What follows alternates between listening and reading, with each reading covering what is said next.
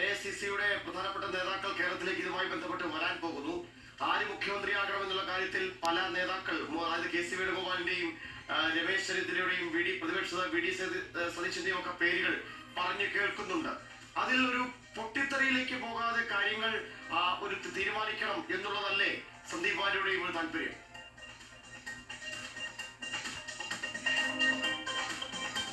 പൊട്ടിത്തെറി ഉണ്ടാകാൻ പോകുന്നില്ല. ഇതെല്ലാം ഒരു ജനാധിപത്യത്തിന്റെ ഭാഗമാണല്ലോ. ഇപ്പൊ ഞാൻ നേരത്തെയും പറഞ്ഞിരുന്നു, കോൺഗ്രസിന്റെ കേരളത്തിലെ ലീഡർഷിപ്പ് എന്ന് പറയുന്നത് ഒരു 2000-ലെയൊക്കെ ഓസ്ട്രേലിയൻ ക്രിക്കറ്റ് ടീം പോലെയാണ്.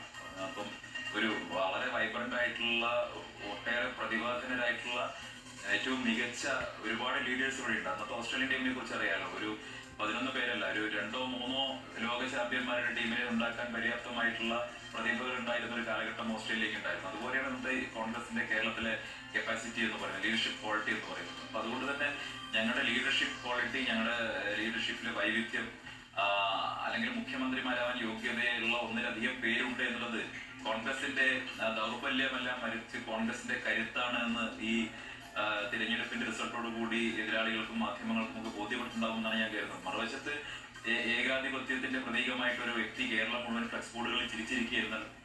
അദ്ദേഹത്തിന്റെ ആ ബോർഡ്, ആ ഫോട്ടോ, സത്യം പറഞ്ഞാൽ ഞാൻ വാസ്തവത്തിൽ ആ സ്ട്രാറ്റജി കണ്ടിട്ട് അത്ഭുതപ്പെട്ടു പോയി. കാരണം മുഖ്യമന്ത്രിയുടെ മുഖം കേരളത്തിൽ മുഴുവൻ വയ്ക്കാൻ CPM കാണിച്ചിട്ടുള്ളത് എനിക്ക് മനസ്സിലായി. അത് ആര് ഉപദേശിച്ചു എന്ന് എനിക്ക് മനസ്സിലായിട്ടില്ല. കാരണം കേരളത്തിലെ ജനങ്ങൾ കഴിഞ്ഞ 10 വർഷത്തെ ഭരണത്തിന്റെ പ്രതീകം എന്ന നിലയ്ക്ക് വാസ്തവത്തിൽ ഏറ്റവും അധികം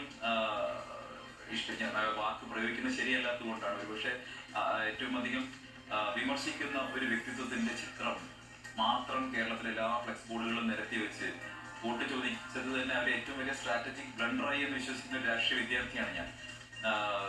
ജനങ്ങൾ വാസ്തവത്തിൽ ആ ഫോട്ടോ കണ്ട് പരിഹസിക്കുകയായിരുന്നു.